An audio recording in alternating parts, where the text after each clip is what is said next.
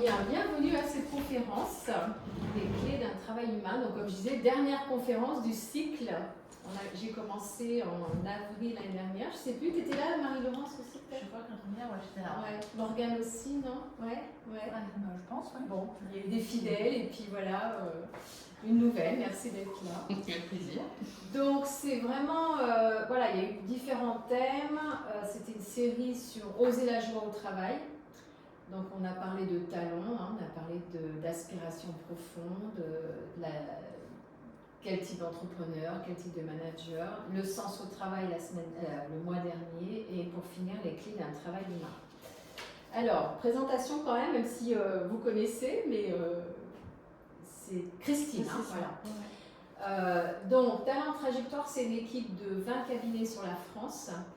Et notre métier, c'est d'accompagner les personnes en individuel pour trouver leur place au travail et les entreprises au niveau collectif pour un meilleur engagement des équipes.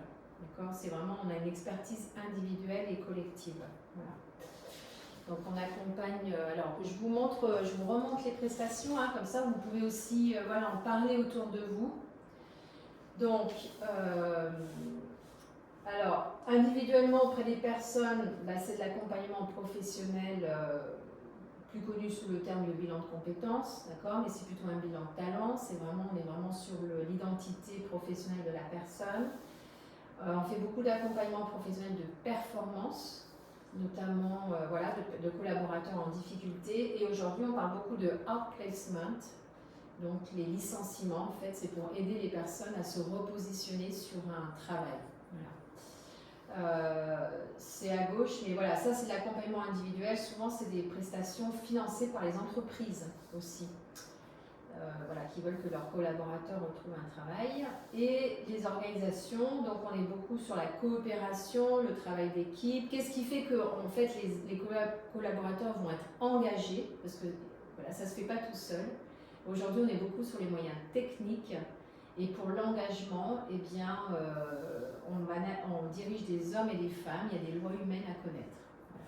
Donc on travaille vraiment là-dessus en collectif, et diagnostic de talent d'équipe et accompagnement de managers. Donc ça c'est clair pour vous, et voilà, vous pouvez en parler autour de vous. Alors déjà, le thème que j'ai choisi, donc le travail humain, parce que pourquoi déjà, ce qui est intéressant, c'est de regarder pourquoi la question se pose. Donc, ce que je vais vous partager, c'est vraiment le fruit de nos observations sur le terrain, d'accord, les accompagnements qu'on fait des personnes, voilà, qui travaillent en entreprise ou pas. Mais pourquoi cette question du travail humain se pose? Donc déjà, c'est un constat, c'est pas forcément exhaustif, hein. Mais voilà, je voulais vous partager nos observations depuis 20 ans. Hein. J'ai oublié de dire que Talent Trajectoire, ça fait 20 ans que ça existe. Moi, ça fait 15 ans, même un peu plus, 16 ans que je fais ce métier. Donc déjà, on voit que le travail... alors, c'est pas pour tout le monde, hein, mais on voit aussi beaucoup les personnes. Il y a des personnes qui s'accomplissent dans leur travail, hein, heureusement. Et justement, c'est de ça qu'on va parler ce soir. Qu'est-ce qui fait qu'on s'accomplit ou pas? Mais quand on dit, voilà, on constate que c'est un lieu de souffrance, quand on constate aujourd'hui les burn-out, on parle beaucoup de burn-out, de bore-out, voilà, les gens s'ennuient, décrochent sur leur travail. Donc c'est dans ce sens-là.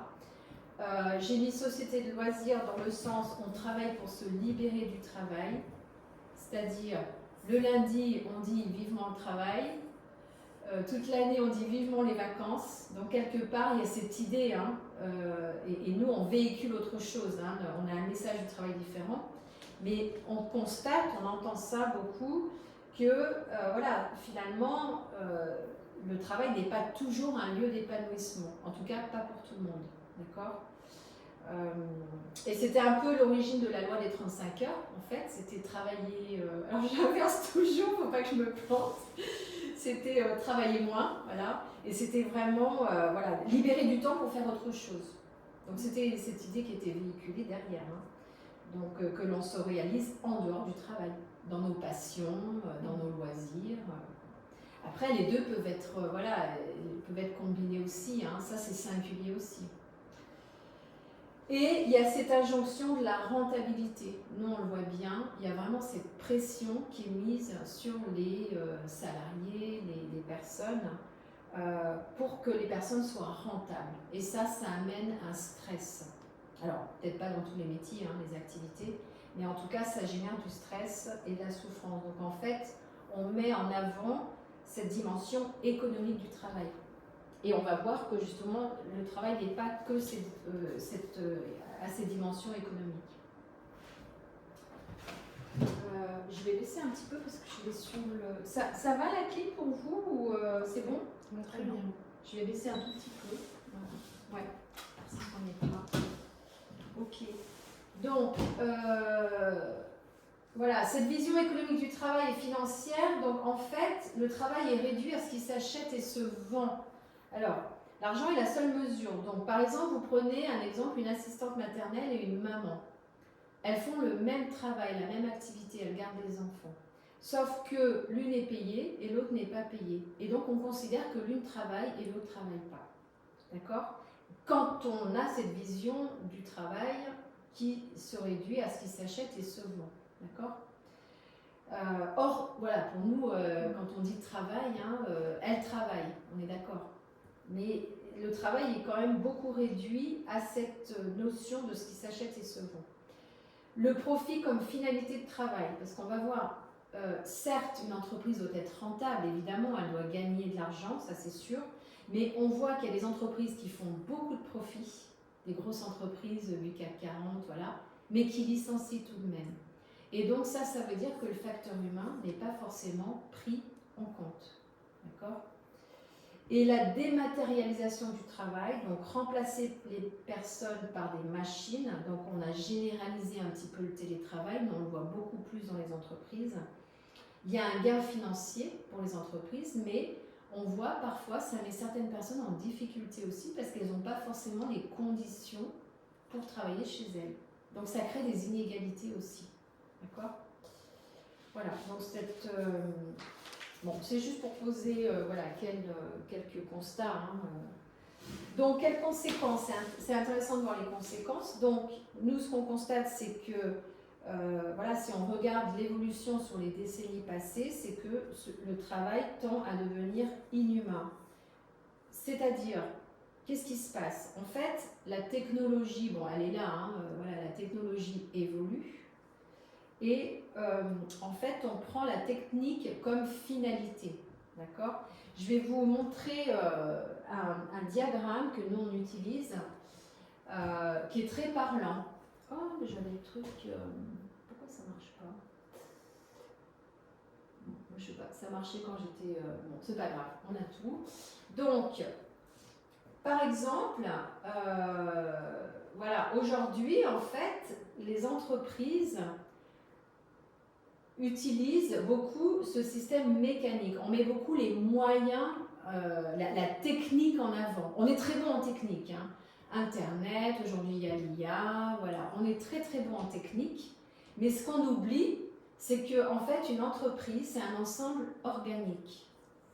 Une entreprise est faite d'hommes et de femmes. Vous travaillez avec des personnes, d'accord? Vous avez des collègues, ok?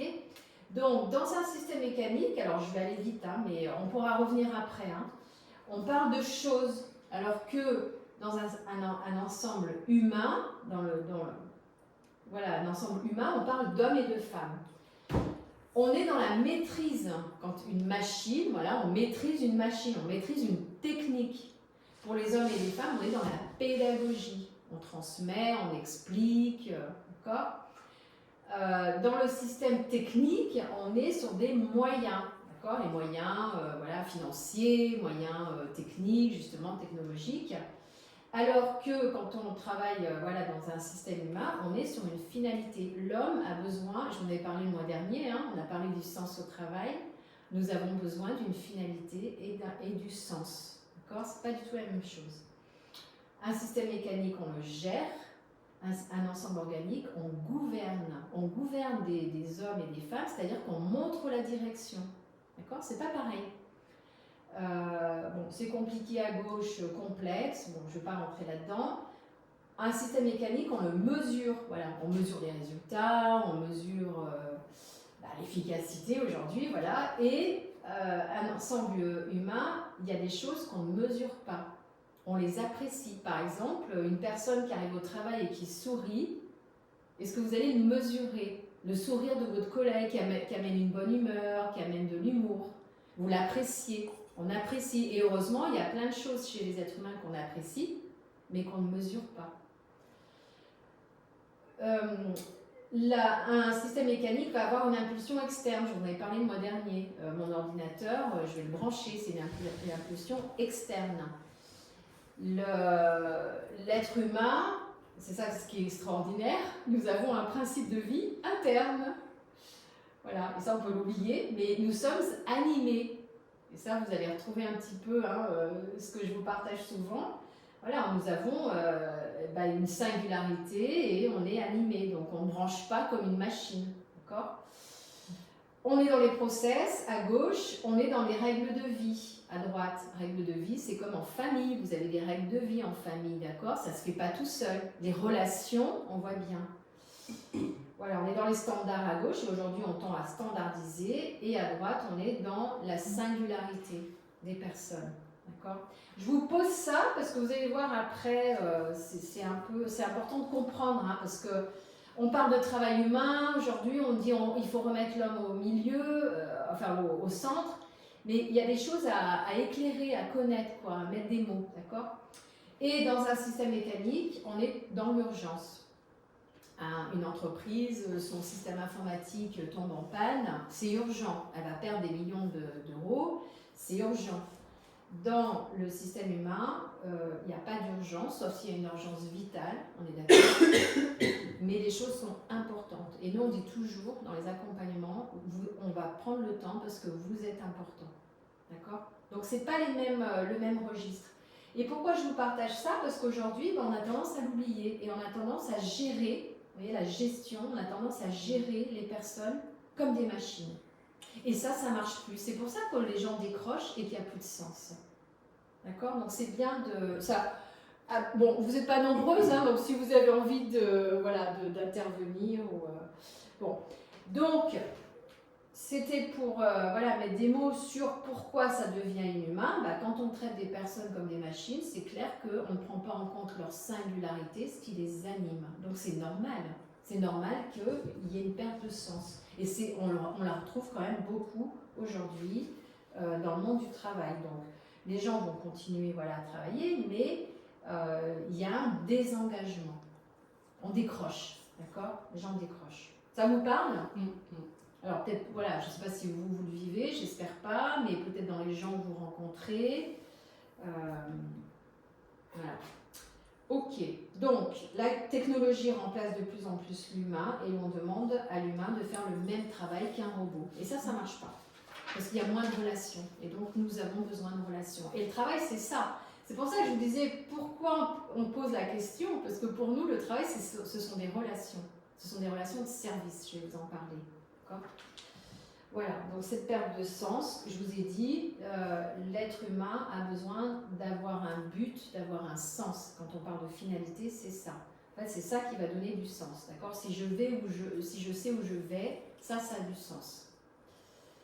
Voilà. Et donc, dans le désengagement, j'ai besoin de savoir que mon travail sert à quelque chose. Bon, alors, regardez un petit peu d'humour. J'aime beaucoup Tesson parce que je trouve qu'il était très bon à démontrer ça. Voilà, il faut que vous voyez ça au moins une fois. Bertrand, il y a des hommes derrière les machines quand même. Voilà. Bon. C'est la petite touche humoristique pour illustrer tout ça. Alors, pourquoi poser tout ça ? Donc, quand on parle de travail humain, justement, je suis désolée, j'avais toutes mes petites animations, mais tout vient, mais moi, je ne sais pas. Je ne sais pas pourquoi. Animation, qu'est-ce que j'ai fait là ? Pourtant, ça marchait. Qu'est-ce que j'ai fait Play. Bon, non. Ah, voilà, ça y est. Voilà, c'est mieux quand même. Bon. Je balance tout là. Ok, donc, quand je vous ai, le travail humain, en fait, qu'est-ce que je vous ai posé donc ce constat? Donc de quoi on parle? En fait, quand on parle d'un travail humain, un travail c'est toute activité de transformation du monde. D'accord? C'est un élan de transformer le monde. Nous avons tous cet élan. Donc c'est un service, hein, je vous ai parlé de relation de service, c'est un service que l'on apporte au monde, d'accord? Qui donne du sens. Ça, je vous en ai parlé un petit peu le mois dernier, hein, ça doit vous rappeler des choses, non? Voilà. Et avec ma singularité, avec le déploiement des talents, il y a toujours un élan singulier. C'est un élan singulier de transformation du monde. Un exemple, vous avez des enfants, 3 enfants, qui jouent avec un jeu de cubes. D'accord? Il y a un enfant, c'est le même jeu, ils ont le même âge, donc c'est la même situation. Il y a un enfant, il va se jeter sur les cubes et il va faire une construction. Il va construire. D'accord? Un autre enfant, il va réfléchir, il va analyser, il va pas les toucher, il va regarder et il va analyser les cubes. Un troisième va utiliser ces cubes comme un moyen d'échange. Il va donner les jeux à l'autre enfant. Et donc on voit bien que c'est un élan, c'est ce qu'on fait en tant qu'enfant, hein, quand on joue, l'enfant transforme le monde déjà. C'est son élan singulier de transformer le monde. Ben, en tant que, hein, vous devez voir ça, non? En tant que maternelle. Voilà. Et c'est intéressant de voir la singularité. D'accord? Et donc, enfant, et nous dans l'accompagnement, souvent on demande mais comment est-ce que vous jouez, comment est-ce que vous aimiez jouer? C'est important de voir ça, parce qu'on n'a pas la même façon de jouer, de construire une cabane. Voilà. Et c'est ça qui est intéressant de regarder. Donc en fait, on a des comportements uniques pour chacun. Et là, c'est les enfants qui jouent, et après, en tant qu'adulte, au travail, on continue. C'est la même chose. On continue à mettre en œuvre, en tout cas, voilà, cet élan de transformation a besoin de s'exprimer. Voilà. Donc, quel que soit, et en fait, ce qu'on dit, c'est qu'il faut vraiment goûter cet élan. Et donc, il faut le connaître. On n'a pas tous le même. D'accord? Et donc, c'est voilà, pour découvrir ce besoin de partager les talents que nous avons. Et ça, c'est quel que soit le domaine, le métier. Qu'on soit sur un métier manuel, artistique, intellectuel, voilà, salarié, associatif, indépendant, travail domestique et indépendant. Voilà. Donc, quelle que soit la forme de ce que l'on fait, voilà, quand on dit il faut vraiment que cet élan de transformation du monde puisse s'exprimer. Alors, parce qu'on parle beaucoup aujourd'hui d'épanouissement au travail, d'accord? Mais qu'est-ce qui fait que je vais m'épanouir en fait? C'est ça qui est important de voir. Donc, je dois pouvoir exprimer personnellement, dans mon travail, ma singularité. En fait, c'est ce que nous vivons, hein, je vous ai dit, hein, l'être humain a un élan intérieur. Il faut qu'il puisse pouvoir s'exprimer, d'accord, dans ce que nous vivons, ce que nous sommes. Et donc, c'est ça qui va y avoir un impact singulier. Donc, quand on ne peut pas exprimer ça, il y a une cassure entre ce que je suis et ce que je fais. D'accord? Ça va? Donc, je vous ai mis des questions parce que, voilà, en fait, si vous voulez, quand je dis les clés d'un travail humain, il y a des leviers sur lesquels on peut agir. D'accord? Donc, est-ce que déjà je connais mes talents? Quand on parle de talent, je vous parle de cet élan de transformation du monde. Et une bonne façon de les connaître, c'est de regarder quelles sont les réussites, les activités que vous avez faites avec plaisir, facilité et succès. Parce que là, vous êtes dans vos talents. D'accord? Et ce talent, il doit être reconnu. Mais ça nécessite un minimum de connaissance, de compréhension, d'accord, de ce que je suis, pour rechercher un travail qui me correspond dans ce sens-là.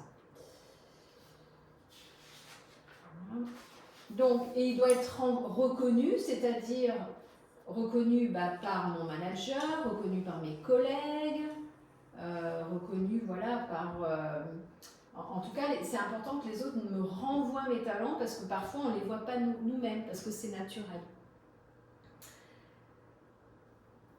Ensuite, on avance, donc le travail, voilà, c'est un lieu où j'acquiers des savoir-faire. Autant, nous on dit les talents c'est inné, notre élan de transformation du monde, un élan vital, il est inné. Mais évidemment, donc, on a besoin d'apprendre, d'accord? Et on apprend dans l'action, dans l'expérience. Vous avez tout un métier différent, vous avez appris plein de choses. Tout au fil de notre vie professionnelle, on apprend des choses. Mais ce qui est important, c'est qu'on peut apprendre, on peut acquérir des savoir-faire, mais qui sont éloignés, on dit, de nous, de notre personnalité, de nos talents, d'accord? Donc ce qui est important, c'est que ce soit aligné aussi avec notre singularité, notre manière d'être, d'accord? Nos talents, ce qu'on dit.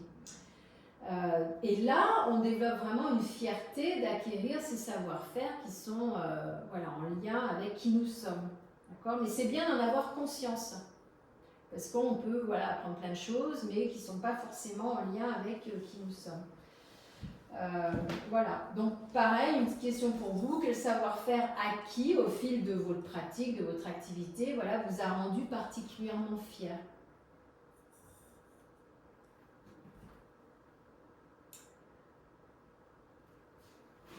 Ensuite, lorsqu'on peut approcher son travail de façon créative, il devient un lieu de créativité. Alors, ce n'est pas forcément un but en soi, la créativité, mais le travail va devenir le lieu, d'accord, où on peut exprimer notre créativité, quel que soit le domaine, d'accord. Et c'est ça qui... mais ce qui est important, c'est que... Et ce n'est pas réservé qu'aux artistes, la créativité. On a tous une créativité à exprimer, d'accord. Par exemple, on prend deux comptables qui font... un comptable peut avoir une créativité, vous voyez. Un comptable qui va avoir beaucoup d'imagination, il va par exemple améliorer les liasses de... On peut pas, vous voyez, c'est pas réservé qu'aux artistes. Il va proposer des nouvelles liasses de fiscalité, une autre manière d'analyser, de faire réfléchir ses clients. Et, vous voyez, il va avoir beaucoup d'idées. Un autre comptable va être sur plutôt transmettre, former les jeunes. Donc en fait, c'est pas réservé qu'aux artistes. Mais une question à se poser, c'est: quelles sont les conditions concrètes dont j'ai besoin pour que mes talents s'expriment, est-ce que j'ai cet espace de liberté qui me permet de mobiliser ma créativité?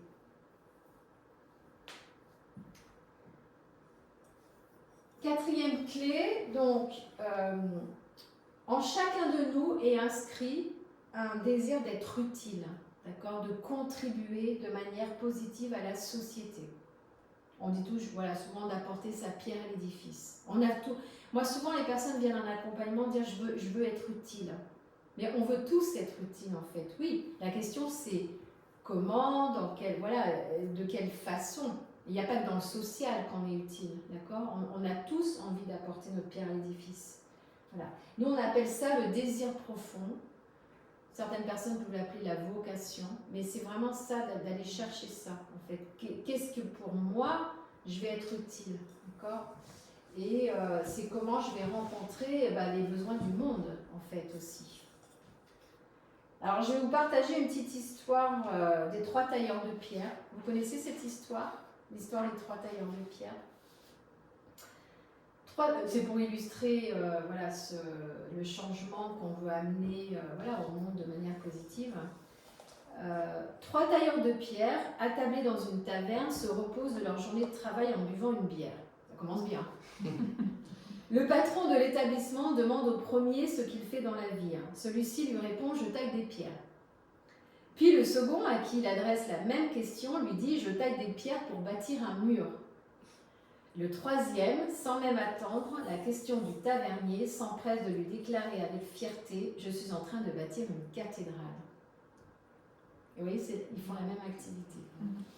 Donc c'est pas du tout la même façon de regarder. Et c'est ça, quel changement j'ai envie d'amener au monde. Voilà. Le travail, c'est la partie du réel qui m'est confiée et dont je me saisis pour la transformer. Par exemple, je construis une maison, je suis dans le réel. Je soigne une personne, j'écris un livre, je suis dans le réel, d'accord? Or, dans le réel, il n'y a rien qui se passe comme prévu. Et c'est ça le travail. Il y a des imprévus, je réponds au réel, d'accord? C'est dans cet imprévisible qu'apparaît le travail. Donc, il y a un acte de transformation. Et voilà, souvent, parfois aussi, on entend, j'avais une personne qui me disait ce matin, je pense souvent c'est une réponse à un ras-le-bol, c'est ah mais moi je vais être toute seule dans mon atelier et peindre ou voilà être tranquille, bricoler. Mais ça c'est plutôt une réaction parce que en fait nous on dit que de travailler c'est de répondre aux besoins du monde. On ne travaille pas pour soi, certes pour gagner notre vie, mais en fait on travaille aussi pour les autres, d'accord? Et c'est quand on rencontre les besoins du monde. Donc c'est ça, c'est quels sont les besoins du monde qui m'appellent, parce que c'est singulier, d'accord? Voilà, les problèmes que moi j'ai envie de surmonter, de répondre. Et c'est ça le travail, hein, c'est de transformer je rencontre les besoins du monde. Et c'est ça qui va donner du sens. Donc c'est un lieu qui m'oblige à être attentif au réel. Et aujourd'hui, voilà, qu'est-ce qui se passe? On s'éloigne avec cette technologie, le monde devient de plus en plus virtuel. La technologie, elle est là, hein, voilà, bon, elle est là. Mais il faut avoir conscience de ça. Et voilà, donc cette perte de sens, elle est un petit peu liée à ça aussi. Voilà, le travail, c'est ce qui me relie aux autres par le service que je leur apporte. Donc, participer à une aventure collective, il y a une dimension relationnelle et sociale dans le travail. Elle est essentielle, cette dimension. On ne travaille jamais seul. Même une personne qui est indépendante a des clients, a des fournisseurs, d'accord? Et quand on travaille, voilà, on a des collègues, on est dans une équipe. Donc, ça passe par cette relation de service. Et donc, quand tout se passe bien, justement, ces relations, c'est ce qu'on goûte. Donc, je vais vous donner des exemples. Par exemple, une personne qui adore ce qu'elle fait. Moi, j'en rencontre, hein, qui aiment ce qu'elles font, mais elles ne sont pas bien. Pourquoi? En fait, les relations qu'elles vivent au travail ne sont pas nourrissantes. D'accord? Ça ne marche pas. Et inversement, une personne qui est OK, l'activité qu'elle fait, elle a fait un compromis, mais elle reste dans son travail. Pourquoi? Parce qu'en fait, les relations se passent super bien. Vous voyez les deux exemples opposés? C'est un facteur qui est vraiment important. Alors certes, c'est important l'activité qu'on fait, hein, bien sûr, mais c'est vraiment un facteur qui est essentiel. Voilà. Donc j'ai besoin de savoir que je rends service à l'autre. Et donc cette question de relation de service, elle est au cœur du travail, elle est même la nature du travail. Voilà, donc est-ce que vous appréciez les liens que vous entretenez avec vos collègues, les clients, j'apporte un service, mes partenaires. Ça me rappelle un échange qu'on a eu. Hein, ouais.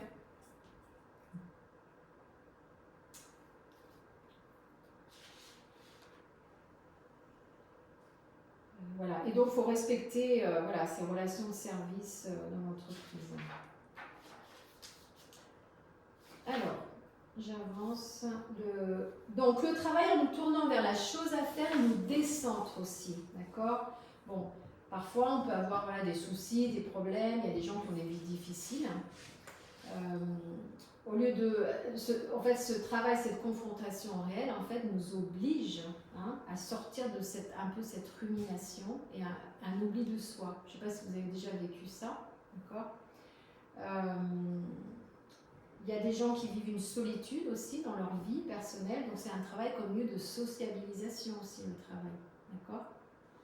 Donc, voilà, une question, c'est est-ce que vous avez déjà fait ou dans quelles circonstances cette expérience de décentrement salutaire grâce au travail? Parce que là, c'est vraiment que, on est vraiment dedans et que... Voilà, donc ça, on en parle très peu, hein, parce qu'on oublie un petit peu...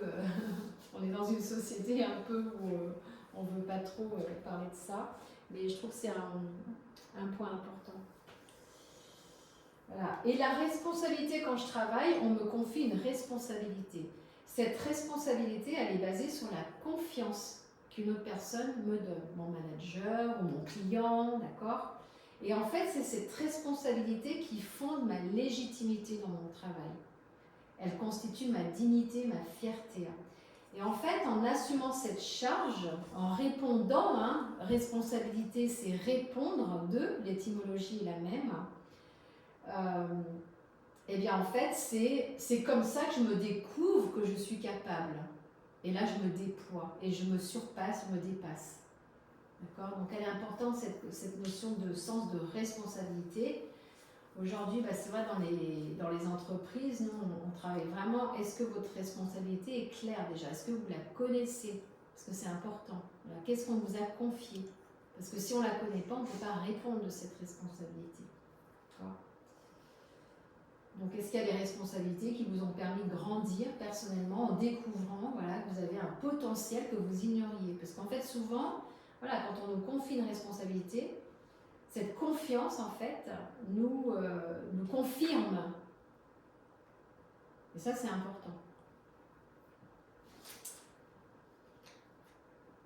Et enfin, on continue. Le travail n'est pas seulement mon action tournée vers l'extérieur, il transforme aussi qui je suis et me permet de devenir davantage moi-même. Ce que je suis, mes talents, deviennent visibles dans ce que j'accomplis. C'est pour ça que je vous disais, on a besoin de reconnaissance, qu'on entend nommer, d'accord, notre singularité. Et c'est ce qui augmente un peu la conscience de moi, de ce que je peux faire. Je ne sais pas si vous avez déjà vécu ça. Moi, je l'ai vécu en entreprise au départ, quand j'avais des managers qui me faisaient confiance aussi. En fait, ça permet de plus se développer, d'accord, voilà. Et là, pareil, j'ai encore une petite histoire à vous partager pour imager ce point. L'histoire de l'aiglon. Est-ce que vous connaissez l'histoire de l'aiglon? Alors, un promeneur en montagne découvrit un nid d'aigle abandonné où il trouva un œuf. Il le prit avec délicatesse et le confia à un fermier dans l'espoir de le faire couver par une poule.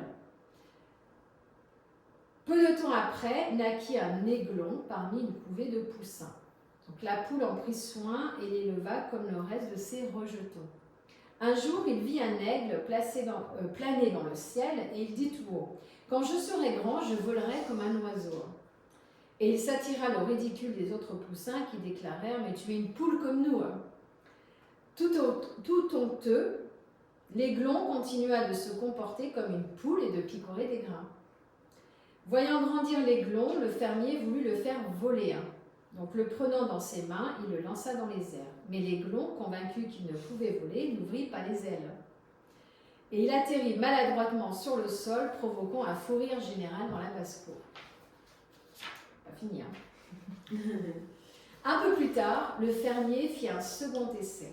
Et cette fois, il monta sur le toit de la grange avec l'aiglon, et il le lança dans le vide en disant: « Vole, tu es un aigle. » Et il se mit à planer au-dessus de la basse-cour avant de s'envoler vers la montagne. Ça vous plaît? Ouais, ça image bien, je trouve. Hein. Ouais. Voilà. Et nous, on est pareil. Quand on nous renvoie nos talents, et on n'a pas idée. Hein. Moi, je vois bien dans les accompagnements ça envoie, quoi. Voilà. Donc, je vous ai dit aussi, pareil, relire vos expériences réussies, appréciées, faciles, d'accord, comment vous avez procédé. C'est vraiment là aussi qu'on fait le lien avec ces talents. Voilà. Enfin, donc s'orienter vers un travail qui fait appel à nos capacités naturelles et qui les déploie est un choix qui nous appartient et qui peut devenir un véritable chemin de liberté. Mais pour ça, c'est vrai qu'il faut s'accueillir pour s'engager. D'accord ? Ça peut faire flipper, c'est normal, des changements. Hein. Aujourd'hui, on voit aussi le monde du travail est en pleine mutation. On a besoin, il y a une recherche de sécurité. On est dans une société où on veut zéro risque. Et ça, c'est pas la vie, hein. Ça marche pas. D'accord ? Donc, il y a une peur d'échouer, peur de décevoir. Moi, je l'entends beaucoup chez les jeunes aussi, une peur de s'engager. Il y a un problème d'engagement. Donc, dans l'engagement, il y a de l'enthousiasme et il y a la peur en même temps. C'est normal. Mais c'est vraiment un choix qui est personnel. Donc voilà, quel pas, on dit toujours quel pas on peut poser pour faire de mon travail un lieu où je suis libre d'apporter qui je suis. Parce que dans un peu un mouvement de standardisation, hein, voilà, on a oublié que on a une singularité et on doit pouvoir l'exprimer. Et si on ne l'exprime pas, ça ne marche plus. Donc finalement, voilà, un travail qui engage notre personne, notre histoire, bien sûr, qui nous sommes, nos talents, notre désir d'être utile dans un service qui contribue à transformer le monde de manière positive. En fait, c'est ça, quand on parle là de qu'est-ce qui va faire qu'on s'épanouit, ça nous met sur la voie de cet épanouissement. Donc nous, notre message, c'est que finalement le travail peut rendre heureux, d'accord? On garde ce message, voilà. Il y a des leviers en tout cas sur lesquels on peut agir, d'accord? Moi, mon intention ce soir, c'était aussi, alors vous partager quelques points, mais c'est aussi de susciter une réflexion aussi chez vous, avec quelques questions, d'accord? Parce que on ne va pas changer le monde du travail avec de la théorie, voilà. Le changement, moi je dis, il va se produire si chacun est à sa place déjà, et trouve le lieu où se réaliser. Déjà, ça c'est énorme, ce qui est important pour chacun, hein, pour vous. Donc, 4 questions pour amorcer cette réflexion. Donc, comment je peux transformer ce monde avec qui je suis. C'est déjà, quels sont les lieux où je me réalise? Quel est mon désir profond d'engagement? Quels sont mes freins? Parce qu'on a tous des freins. On a tous des peurs, ça c'est dans notre histoire, hein. C'est pour ça que nous dans l'accompagnement on relie l'héritage, notre histoire, et comment les dépasser, parce que c'est possible, d'accord? Voilà, donc en fait, nous dans l'accompagnement on aide les personnes à dépasser leurs freins, d'accord, les peurs à l'engagement, et vraiment de s'autoriser à aller dans la voie qui les anime. Ok. Voilà. Est-ce que je suis allée un petit peu vite? Est-ce que vous voulez revenir sur certains points? Est-ce que vous avez des questions? Est-ce que vous avez des réflexions, des échanges, des partages sur ce que je vous ai partagé? Pas tout en même temps. Moi, ça me fait beaucoup